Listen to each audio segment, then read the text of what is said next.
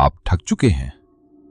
लोगों की डिमांड्स, उनके ओपिनियंस और उनके डेली ड्रामा पर रिएक्ट कर करके आपकी सारी एनर्जी ड्रेन्ड हो जाती है।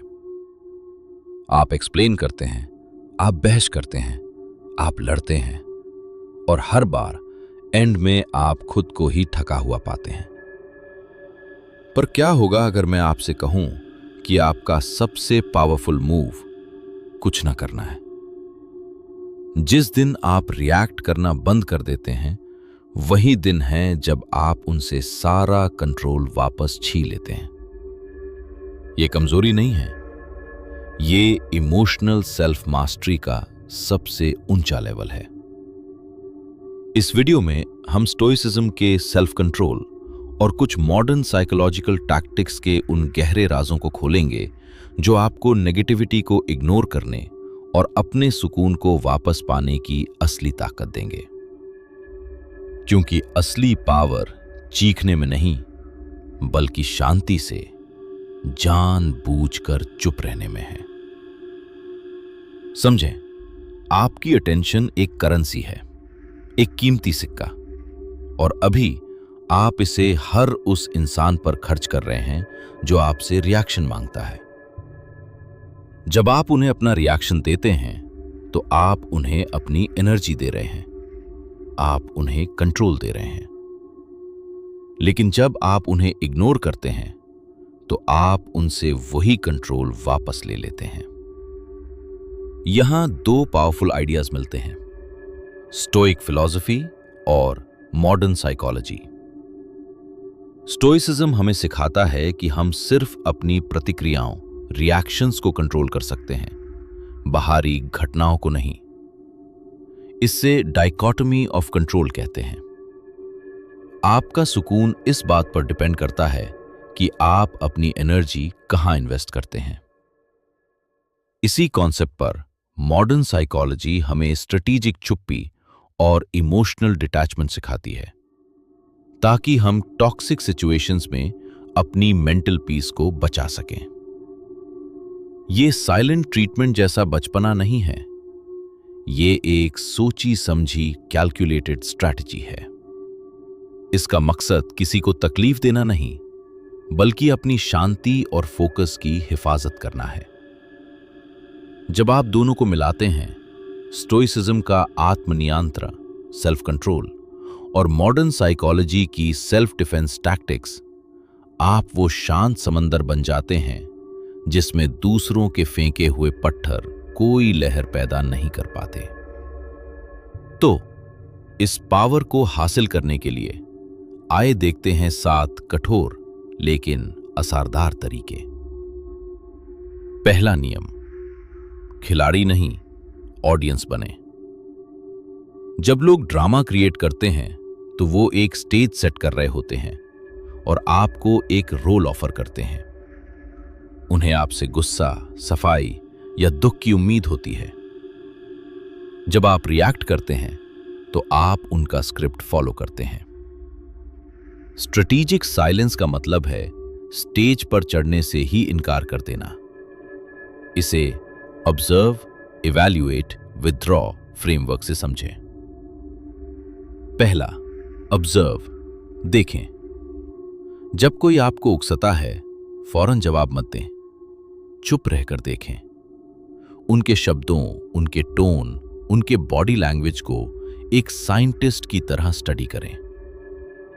अपने अंदर उठ रहे गुस्से या बेचैनी को भी नोटिस करें, लेकिन उस पर एक्ट मत करें। आप अपने एहसासों के मालिक हैं, गुलाम नहीं। दूसरा, इवैल्यूएट, मूल्यांकन करें। अब खुद से पूछिए, क्या ये इंसान और ये सिचुएशन मेरी मेंटल एनर्जी डिजर्व करती है? 99% केसेस में जवाब होगा नहीं। जो लोग छोटी छोटी बातों पर ड्रामा क्रिएट करते हैं, वो आपकी एनर्जी के भूखे होते हैं। उन्हें अपनी एनर्जी देकर आप उन्हें जीतने दे रहे हैं। तीसरा, विथड्रॉ, पीछे हटें। इवैल्यूएशन के बाद बिना किसी शोर शराबे के पीछे हट जाएं। इसका मतलब बहस करना नहीं है, या सोशल मीडिया पर उनके खिलाफ पोस्ट लिखना नहीं है। इसका मतलब है आहिस्ता से, शांति से अपनी अटेंशन वहां से हटा लें। उनकी कॉल का जवाब न दें, उनके मैसेज का फौरन रिप्लाई न करें। जब आप उन्हें वो रिएक्शन नहीं देते जिसकी उन्हें उम्मीद है, उनका पूरा खेल बिगड़ जाता है। आपकी चुप्पी उनके लिए एक आईना बन जाती है जिसमें उन्हें अपनी हरकतें साफ दिखती हैं, और ये उनके लिए बहुत अनसेटलिंग होता है। दूसरा तरीका स्टोइक फिलॉसफी का सबसे पावरफुल टूल है द स्टोइक पॉज। हमारे साथ जो होता है स्टिमुलस, और हम उस पर कैसे रिएक्ट करते हैं रिस्पॉन्स, इसके बीच में एक छोटा सा गैप होता है। उसी गैप में हमारी असली फ्रीडम छुपी है। ज्यादातर लोग इस गैप को महसूस ही नहीं कर पाते। उनके इमोशंस उन पर हावी हो जाते हैं और वो फौरन रिएक्ट कर देते हैं। स्टोइक्स समझते थे कि पहले एक ऑटोमेटिक इंस्टिंक्टिव रिएक्शन आता है, गुस्से का झटका, दिल की तेज धड़कन। ये ऑटोमेटिक है, लेकिन उसके बाद हमारे पास एक चॉइस होती है कि हम उस इमोशन पर अमल करें या न करें। द स्टोइक पॉज आपको उसी चॉइस का कंट्रोल देता है। इसे प्रैक्टिस करना बहुत सिंपल है। जब भी आपको लगे कि आप रिएक्ट करने वाले हैं, चाहे वो किसी के कमेंट पर गुस्सा हो या किसी की बात से बेचैनी, 3 सेकंड के लिए रुकें। सिर्फ 3 सेकंड। इन 3 सेकंड्स में एक गहरी सांस लें। यह छोटा सा एक्शन आपके नर्वस सिस्टम को शांत करने का सिग्नल देता है।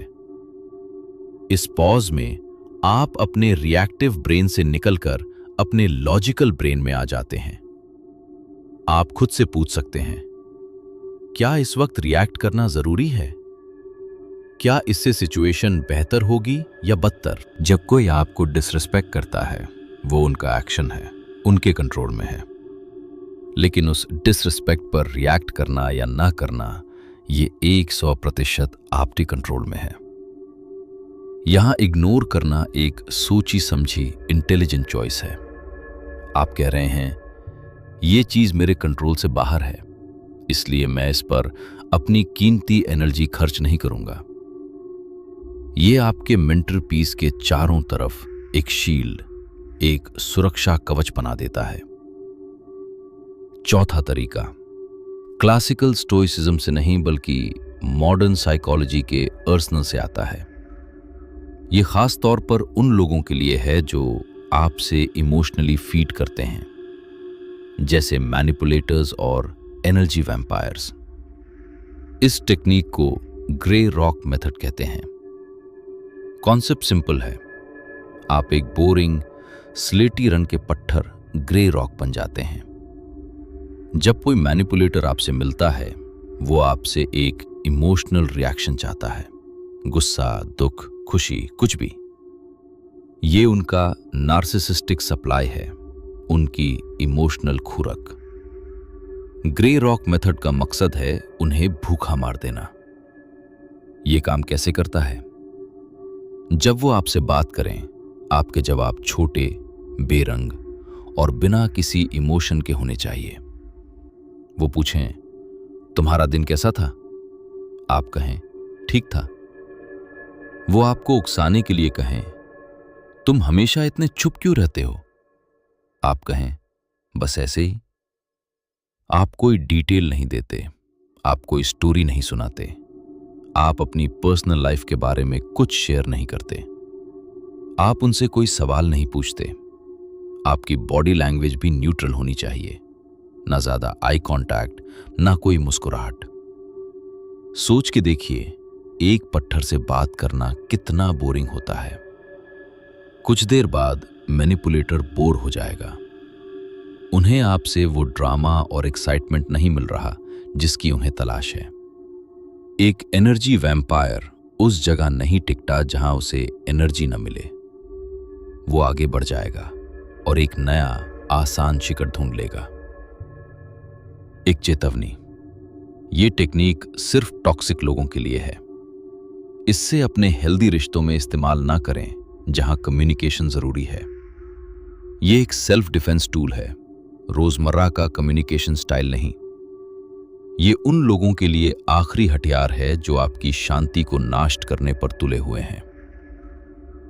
5वां नियम एक आम गलतफहमी को दूर करता है। कई लोग सोचते हैं कि स्टोइसिज्म का मतलब अपने एहसासों को दबाना है, एक रोबोट बन जाना है। यह बिल्कुल गलत है। स्टोइसिज्म एहसासों को दबाना नहीं, उन्हें समझना और अक्ल से रीफ्रेम करना सिखाता है। आप इंसान हैं, आपको गुस्सा आएगा, दुख होगा, निराशा भी होगी। इन एहसासों को दबाना एक प्रेशर कुकर में स्टीम बंद करने जैसा है जो एक दिन फट जाएगा। स्टोइक अप्रोच कहता है, एहसास को महसूस करो, उसे एक्सेप्ट करो, लेकिन उसे अपने ऊपर हावी मत होने दो। इसका तरीका है रीफ्रेमिंग, यानी नजरिए को बदलना। मान लीजिए आपके कोवर्कर ने मीटिंग में आपका आइडिया चुरा लिया। आपका पहला रिएक्शन गुस्सा होगा। उसे दबाएं नहीं, एक्नॉलेज करें, मुझे गुस्सा आ रहा है क्योंकि मेरे साथ अन्याय हुआ है। अब इस सिचुएशन को रीफ्रेम करें। आप सोच सकते हैं, शायद वो इनसिक्योर है और उसे वैलिडेशन की जरूरत है। ये उसकी कमजोरी है, मेरी नहीं। या आप सोच सकते हैं, ये मेरे लिए एक लेसन है। अगली बार मैं अपना आइडिया सीधा बॉस को प्रेजेंट करूंगा। देखा आपने, सिचुएशन वही है, लेकिन आपने उसके बारे में अपनी कहानी बदल दी। जब आप कहानी बदलते हैं तो आपका इमोशनल रिस्पॉन्स भी बदल जाता है। गुस्सा जो आपको कमजोर कर सकता था, अब समझ या स्ट्रैटेजी में बदल चुका है। रोमन दार्शनिक सेनेका ने कहा था, गुस्से का सबसे बड़ा इलाज देरी है। जब आप फौरन रिएक्ट नहीं करते, आप अपने दिमाग को सिचुएशन को एक नए, ज्यादा पावरफुल एंगल से देखने का मौका देते हैं। आप नैरेटिव के मालिक हैं, और जो इंसान अपनी अंदर की कहानी को कंट्रोल करता है, उससे बाहर की दुनिया कंट्रोल नहीं कर सकती। छाता नियम इकोनॉमिक्स और साइकोलॉजी के एक फंडामेंटल प्रिंसिपल पर बेस्ड है। Scarcity creates value. जो चीज कम होती है उसकी कीमत बढ़ जाती है। यह प्रिंसिपल आपकी प्रेजेंस और आपकी अटेंशन पर भी लागू होता है। जब आप हर किसी के लिए 24/7 अवेलेबल होते हैं, हर कॉल उठाते हैं, हर मैसेज का फौरन जवाब देते हैं, तो लोग आपकी प्रेजेंस को फॉर ग्रांटेड लेने लगते हैं। आप एक कॉमन कमोडिटी बन जाते हैं जिसकी कोई खास कीमत नहीं रहती। इग्नोरिंग इस कॉन्टेक्स्ट में स्ट्रेटेजिक एब्सेंस है। आप जानबूझकर अपनी अवेलेबिलिटी कम करते हैं। आप हर सोशल इवेंट में नहीं जाते। आप हर ग्रुप चैट में हिस्सा नहीं लेते। आप अपने काम और अपने गोल्स पर इतना फोकस करते हैं कि आपके पास फालतू चीजों के लिए वक्त ही नहीं है। इससे एक साइकोलॉजिकल वैक्यूम पैदा होता है। जब आप कम अवेलेबल हो जाते हैं तो लोग नोटिस करते हैं। वो सोचते हैं, वो कहाँ है, वो क्या कर रहा है। आपकी चुप्पी आपके बारे में एक मिस्ट्री क्रिएट करती है, और इंसानी दिमाग मिस्ट्री की तरफ नेचुरली अट्रैक्ट होता है। आपका स्टेटस ऑलवेज ऑनलाइन से रेयरली सीन में बदल जाता है। आप अब बैकग्राउंड का शोर नहीं है। आप वो शख्स हैं जिसकी राय मायने रखती है, क्योंकि आप उसे आसानी से नहीं देते।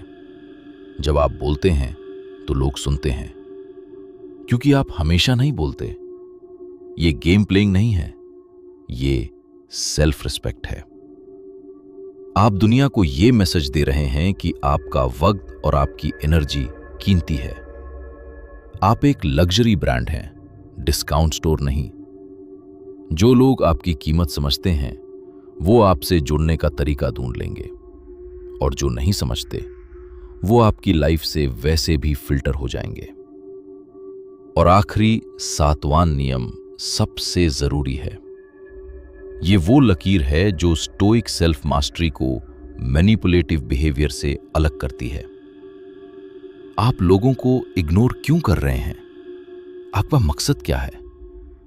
अगर आपका मकसद किसी को नीचा दिखाना, उसे कंट्रोल करना या उससे बदला लेना है, तो आप पावर का गलत इस्तेमाल कर रहे हैं।